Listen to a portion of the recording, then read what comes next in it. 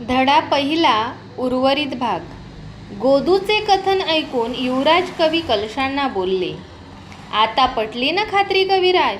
ह्या पंचमीला काहीतरी घडणार याची आम्हाला खात्री होतीच. आपण वेळेत दक्ष राहिलात हे खूप चांगलं झालं. पण राजन, गडावरचे सर्व पहारे चौक्या तपासून झाल्या. आता कोणताही धोका नाही दिसत. असं म्हणून चालणार नाही कविराज. आमचे आबासाहेब सांगतात तशी अखंड सावधानता असावी. चला, आपण सर्वजण आपापल्या मोर्चावर चला. आणि कविराज, ते वाडकर पितापुत्र इथं कुठं आढळले तर त्यांना तात्काळ कैद करा.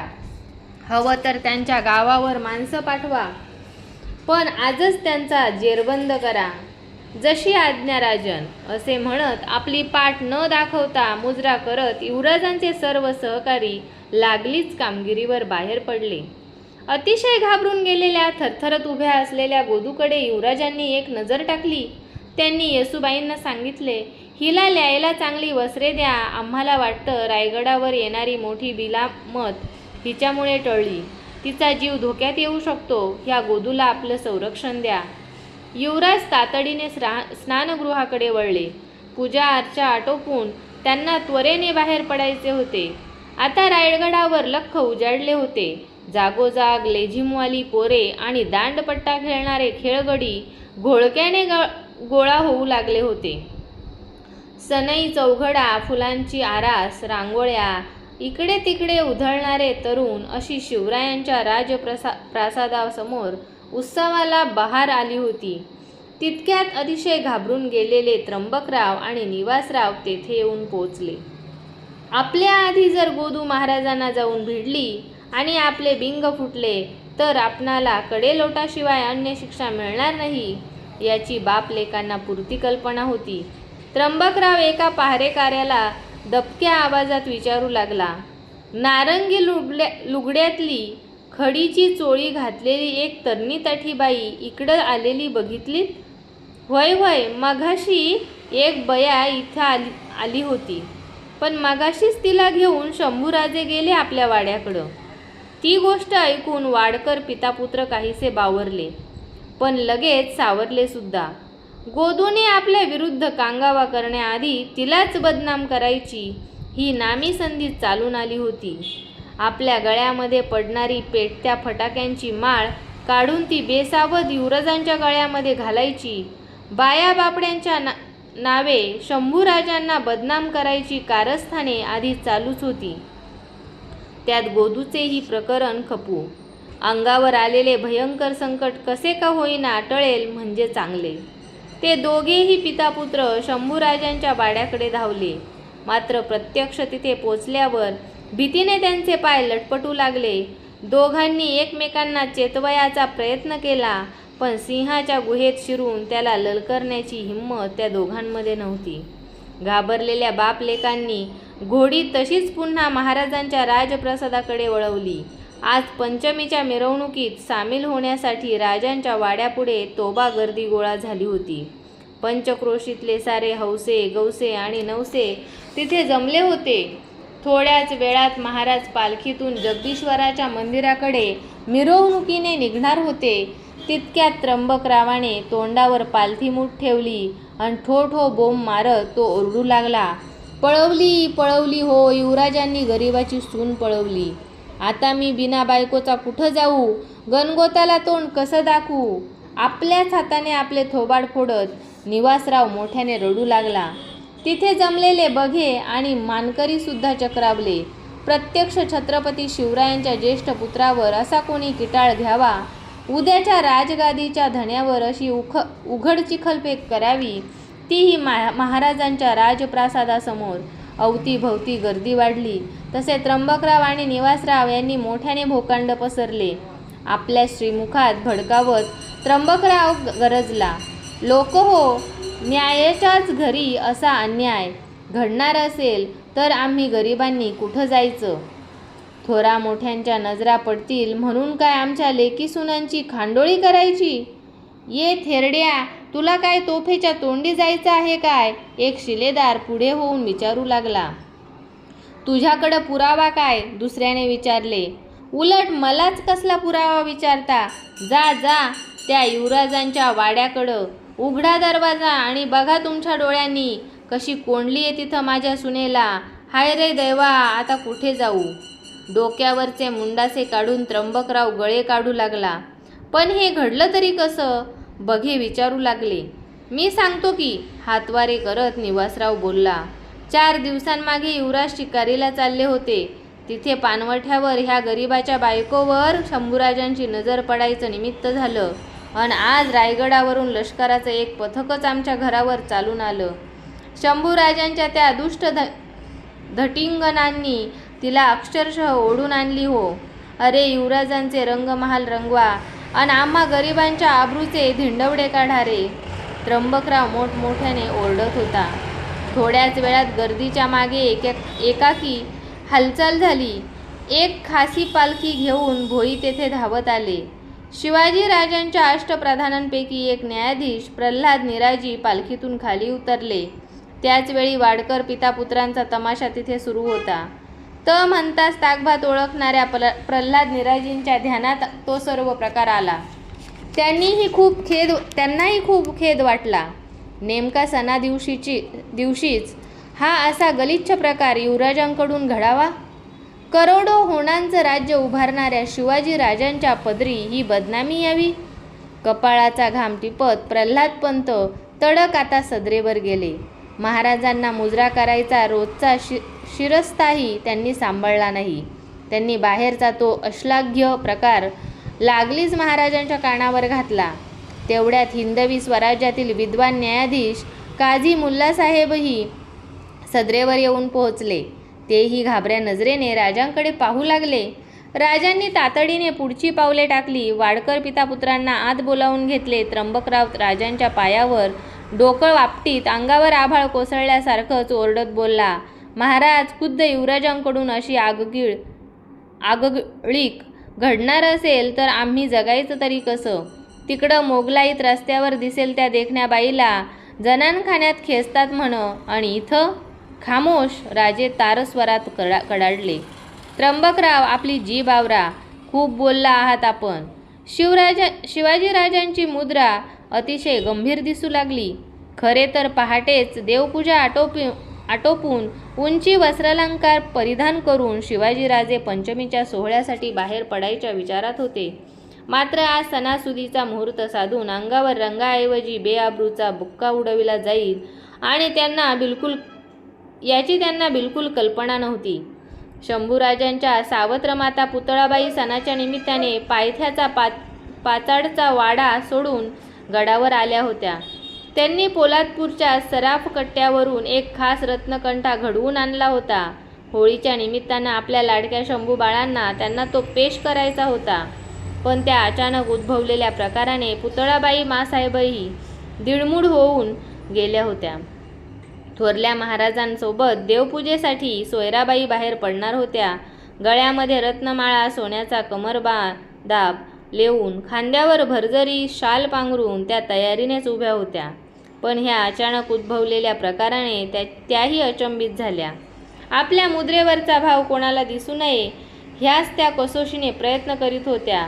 परंतु शंभूराजांच्या आबरूचे निघत असलेले धिंडवडे पाहून नकळत त्यांच्या खानदानी चेहऱ्यावर एक छद्मीपणाची रेघ उमटत होती. मात्र युवराजांवरील त्या किटाळाने शिवरायांइतकेच पुतळाबाईंचे काळीजही आतल्या आत तुटत होते. काही महिन्यांमागे अण्णाजी दत्तोंची कन्या हंसा आणि युवराज शंभूराजांच्या संबंधाबाबत अशाच वावड्या उठल्या होत्या. शंभूराजांबाबत असे का घडावे? सणासुदीच्या मंगल दिवशी नाचक्कीचा असा प्रसंग का ओढवावा? याचेच महाराजांना वैषम्य वाटत होते. औरंगजेबासह मोठमोठ्या शत्रूंसमोर ताट उभी राहणारी त्यांची गर्दन आज शर्मेने खाली झुकली होती. मात्र त्यांच्यातल्या जाणत्या राजाने मनातल्या मनात भावनेच्या पुराला तुंबा घातला. युवराजांबद्दलचे काळजातले मायेचे सारे झरे आटल्यासारखे झाले. कर्तव्याचा राजदंड त्यांनी आपल्या हाती घट्ट पकडला होता. ते शांत, धीम्या पण धारदार शब्दांत इतकेच बोलले, हे पहा त्र्यंबकराव, बाहेरचा पालखी सोहळा उरकू दे. तोवर आपण निश्चिंत मनानं इथंच बसून राहा. गुन्हेगार कितीही मोठा असला तरी त्याची चौकशी होईल, निश्चित होईल. तुम्हाला न्याय मिळेल. बाहेर पडणाऱ्या राजांची पावले अडखळली. त्यांनी काझी मुल्लासाहेबांना जवळ बोलावले. त्यांच्या पिकल्या लांब रुळदार दाढीवर राजांचा खूप भरवसा होता. राज्यातले एक नेक न्यायाधीश म्हणून मुल्लासाहेब मुसलमानी रयतेपेक्षाही मराठ्यांमध्ये अधिक प्रिय होते. राजांनी त्यांना काही सूचना दिल्या. मुल्लासाहेबांनी राजांना आदराने कुर्निसात केला. ते पुढच्या कामगिरीसाठी तातडीने बाहेर निघून गेले. राज दरबारातून बाहेर पडता पडता पुतळाबाईंनी शंभूराजांच्या महालाकडे नजर टाकली. तेव्हा त्यांच्या डोळ्यातून उष्ण अश्रू ओघळले. रायगडावरची ती रंगपंचमी बदनामीच्या रंगाने डागाळून गेली होती. आजच्या भव्य मिरवणुकीकडे, अंबाऱ्या आणि पालख्यांच्या छबिन्याकडे, अगर ढोल लेजमानच्या नादाकडे कोणाचे फारसे लक्षच नव्हते. बारूदखान्यापासून ते जगदीश्वराच्या मंदिरापर्यंतच नव्हे तर पार भवानी कड्याच्या टोकापर्यंत सर्वांचे कान आणि डोळे सावध होते. बघे पाहुणे आपापसात नको नको ते कुजबजत होते, बडबडत होते. कोण हे युवराजांचे धाडस? बघितलंस? परक्याच्या बाईला घातली घोड्यावर आणि आणली ओढून राजवाड्यात, ती सुद्धा चक्क दिवसाढवळ्या. बरं चालायचंच, कोवळ्या काकड्या कुस्करायचा राज महाराजांचा शौक पुराणकाळापासूनच आहे. त्यात काय वेगळं? एक शास्त्रीबुवा नाकात गुणगुणले. रंगपंचमीचा उत्सव कसाबसा पार पडला. सूर्य मावळतीकडे झुकला. सदरेवर बसलेल्या शिवाजी महाराजांची चर्या कमालीची ताणली गेली होती. एका मोठ्या दडपणाचे ओझे घेऊन ते अतिशय बेचैन स्थितीत सदरेवर बसून होते. शंभूराजांनी तातडीने आमच्यासमोर दाखल व्हावे असा निरोप नव्हे तर कडक हुकूमच त्यांनी धाडला होता. बैठकीसमोरच्या बसक्या गादीवर त्र्यंबकराव आणि निवासराव अल्लाची गाय होऊन अवघडून बसून होते. आपल्यावर घोर अन्याय झाल्याचा कांगावा त्यांनी चालूच ठेवला होता. तितक्यात दालनाबाहेर पावले वाजली.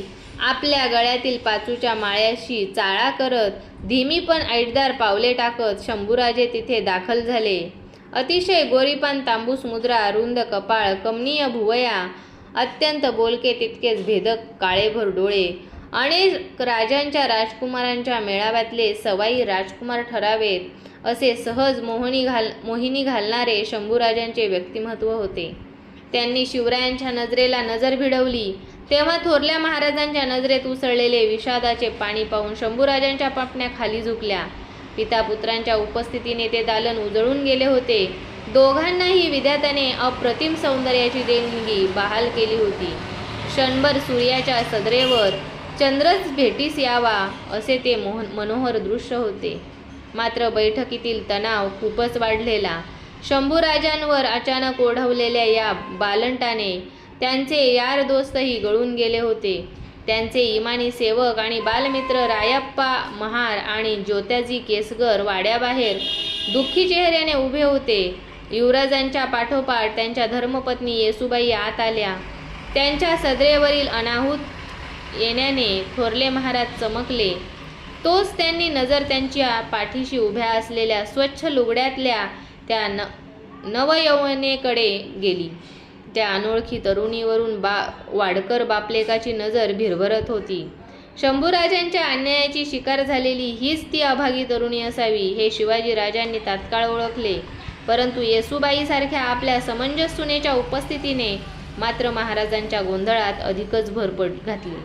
तसा त्यांनी थेट प्रश्न केला, सुनबाई, इकडे येण्यामागचं आपलं प्रयोजन काय? येसूबाई काहीशा वरमल्या.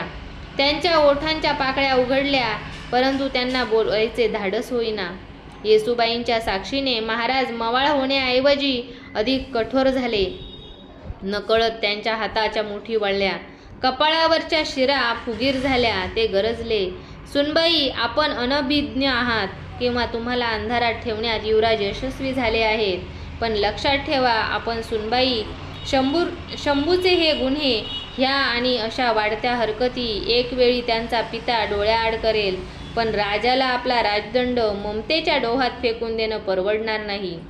गाभाऱ्यातल्या मंत्रघोषासारखा महाराजांचा आवाज दुमदुमू लागला. येसूबाईंना पुढे एक शब्द उच्चारता येईना. संभाजीराजांची चर्या अपमानित झाली. कमालीच्या तणावाने त्यांची मान खाली झुकली.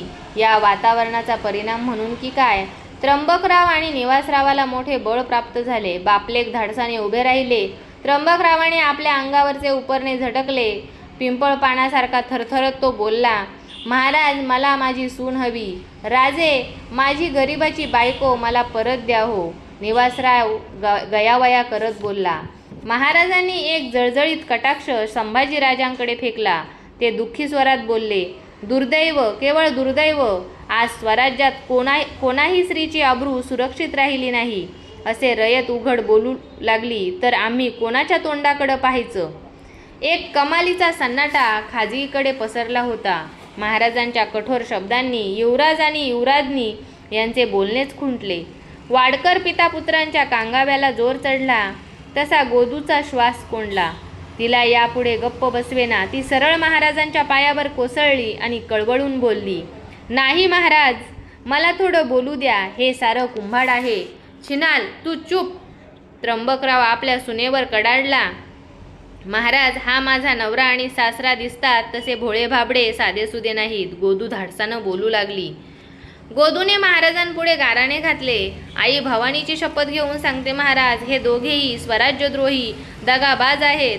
आज पंचमीच्या गर्दीचा फायदा घेऊन राजांना इथे रायगडावरच जीवे मारायचा कट रचला होता ह्या दुष्टांनी. आम्हावर शस्त्र उगारायचे आणि तेही ह्या रायगडावर येऊन. त्याही गंभीर परिस्थितीत शिवाजी राजांना हसू फुटले. राजांच्या सोबत पहारेकरी आणि सेवकांनाही हसू अवरेना. तसा त्र्यंबकरावाला जोर चढला. तो हात जोडत अजिजीने बोलला, बघितलं ना महाराज, आपल्या युवराजांनी ह्या गरिबाच्या सुनेवर किती भुरळ घातली आहे. महाराज, रंग युवराज उडवतात पण गरिबांच्या आबरूच्या चिंध्या उडतात. महाराज, वरकरणी फक्त बावरल्यासारखे दिसत होते पण आतून मात्र त्यांचा धीर सुटल्यासारखा झाला होता. महाराजांना शंभूराजांच्या पराक्रमाबद्दल तिळमात्र शंका नव्हती पण त्यांच्या चारित्र्याबाबत अलीकडे त्यांना भरवसाच उरला नव्हता.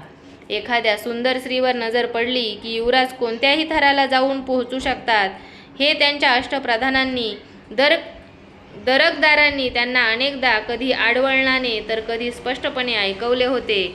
त्यामुळेच ते कमालीचे उद्विग्न झाले होते. तितक्यात सदरेबाहेर थोडीशी गडबड उडाली. पाठोपाठ आपली जरीकाठी शेला सावरत उंचपुरे जाडजूड हाडापेरांचे अण्णाजी दत्तो अचानक आत आले. पल्लेदार मिशा, डोळ्यांच्या बोलक्या बाहुल्या, दोन्ही कानांमध्ये झुलणाऱ्या बिगबाळ्या, तुकतुकीत सावळा रंग, सारा त्यांचा कुर्रेबाज रुबाब होता. 65 ओलांडलेल्या अण्णाजी पंतांनी थोरल्या महाराजांसमवेत अनेक उन्हाळे पावसाळे पाहिले होते. महाराजांपुढे नम्रतेने झुकत त्यांनी मुजरा केला. ते बोलले, माफी असावी महाराज, बिना आवाजण्याचा आणि बिना हुकमाचा मी सदरेकडे आलो. पंत काहीसे थबकले. पुढचा शब्द उच्चारण्याआधी अण्णाजी दत्तोंनी संभाजीराजांकडे टवकारून पाहिले तशी युवराजांनीही गुस्स्यातच त्यांच्या नजरेला नजर भिडवली. युवराजांच्या डोळ्यातील चमकत्या बाहुल्या पंतांना बरीचच्या लकलकत्या धारदार पात्यासारख्या भासल्या. त्या दोघांमध्ये विस्तव जात नव्हता. अण्णाजी पंतांनी शेल्याने कपाळावरचा घाम टिपला. सारवासारवीच्या भाषेत ते बोलले, राजे, ही बिचारी गोदू माझ्या मेहुणीची मुलगी बरे. हे त्र्यंबकराव माझे जवळचे नातलग आहेत राजे. बोलता बोलता अण्णाजींची नजर गोदूच्या भाबड्या निष्पाप चेहऱ्याकडे गेली आणि त्यांच्या मनाचा बांध फुटला. त्यांची एकुलती एक हंसा नावाची पोर त्यांच्या मनात थेर धरू लागली. हंसा म्हणजे एक चालतं बोलतं चैतन्य होतं. पाखरासारखी बागडणारी, मोराच्या पायांनी नाचणारी, फुलपाखरासारखी पंतांच्या भोवती भिरभिरणारी हंसा आणि तिच्या ओल्या आठवणी अण्णाजींची पाठ सोडायला तयार नव्हत्या. रायगडाच्या परिसरात कोसळणारा प्रचंड पाऊस, पावसाळ्यात पावलोपावली आढळणारे झरे, त्या निर्मळ झऱ्यांसारखीच हंसा तारुण्याच्या उत्सवात अखंड नाचत राहायची. अण्णाजी पंतांनी हंसाचे काहीसे गडबडीने शुभमंगल आटोपले होते. ती पेनहून आपल्या सासरहून पहिल्या माहेरपणाला माघारी आली होती. एके दिवशी मंगळागौरीच्या निमित्ताने ती राजवाड्यात गेली. तेथून दुःखी नव्हे, जखमी होऊनच परतली. 2-3 दिवसातच पाचाडच्या भरल्या चौखंडी विहिरीमध्ये पाण्यावर तरंगणारा हंसाचा मुर्दा लोकांनी पाहिला. तेव्हा तिच्या त्या अवचित जाण्याने सारा परिसर हळहळला. झाल्या प्रकाराबद्दल अनेक जण अनेक तोंडांनी बोलत होते. कोणी सांगत होते की हंसावर बलात्कार झाला, कोणी म्हणत होते की तिच्यावर कसलासा मानसिक आघात झाला आणि त्या तारेतच तिने स्वतःच्या हाताने मृत्यू जवळ केला. पण या प्रकरणामध्ये अनेक जण शंभूराजांकडे बोट दाखवत होते.